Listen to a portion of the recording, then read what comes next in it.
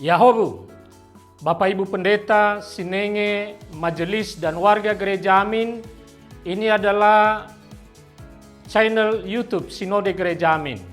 Karena itu, bagi yang mencintai Gereja Amin, tontonlah, subscribe, like, dan bagikan. Gereja Amin yang tangguh, mandiri, dan peduli. Tuhan Yesus memberkati.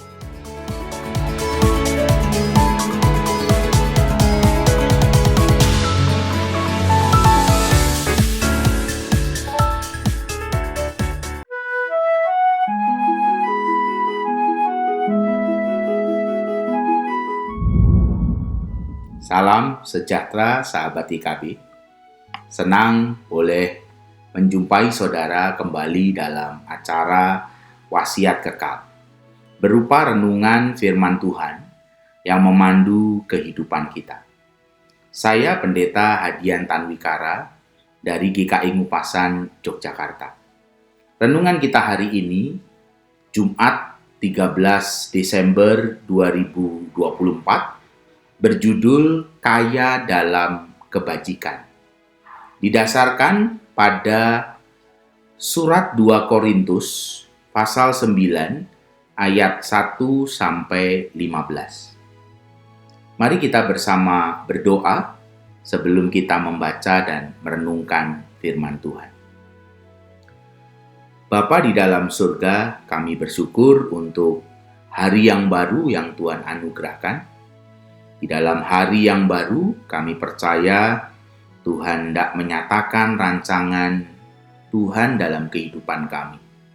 Tuntun kami dengan firman-Mu, supaya kami boleh hidup dalam rancangan Tuhan.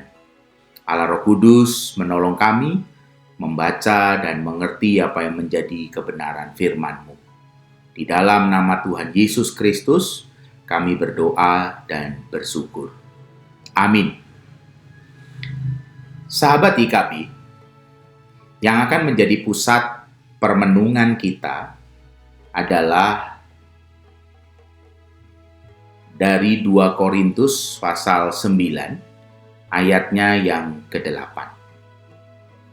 Dikatakan demikian. Lagi pula, Allah sanggup melimpahkan segala anugerah kepada kamu, supaya kamu senantiasa berkecukupan di dalam segala sesuatu, dan malah berkelebihan di dalam berbagai perbuatan baik. Mari kita melihat apa yang bisa kita renungkan. Jemaat Korintus akhirnya termotivasi untuk mengambil bagian membantu kesulitan yang dialami jemaat di Yerusalem. Sebelumnya, Rasul Paulus mendesak mereka untuk berpartisipasi, sebagaimana yang telah dilakukan oleh jemaat-jemaat di Makedonia.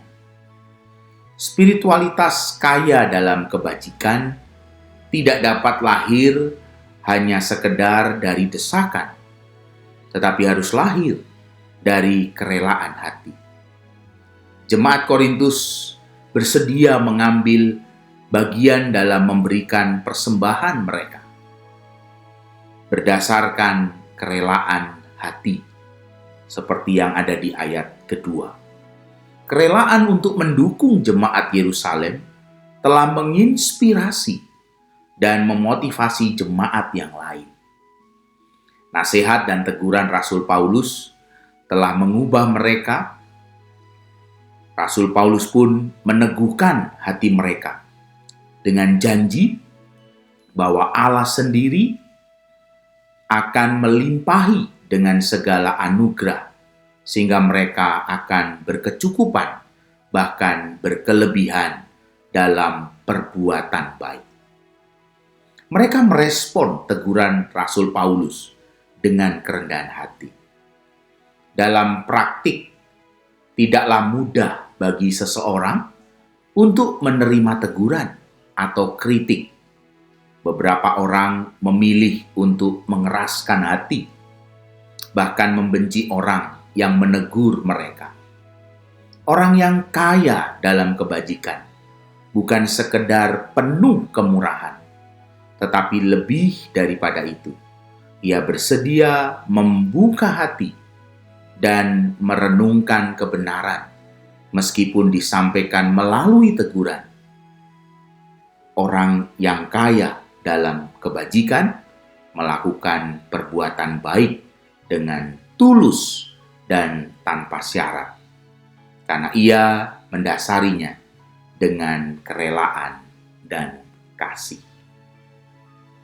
Saudaraku, sahabat IKB, mari kita berdoa menjadi orang-orang yang kaya dalam kebajikan oleh pertolongan Tuhan. Mari kita berdoa. Tuhan, terima kasih. Kami sungguh bersyukur untuk firman-Mu yang boleh kami baca dan renungkan hari ini.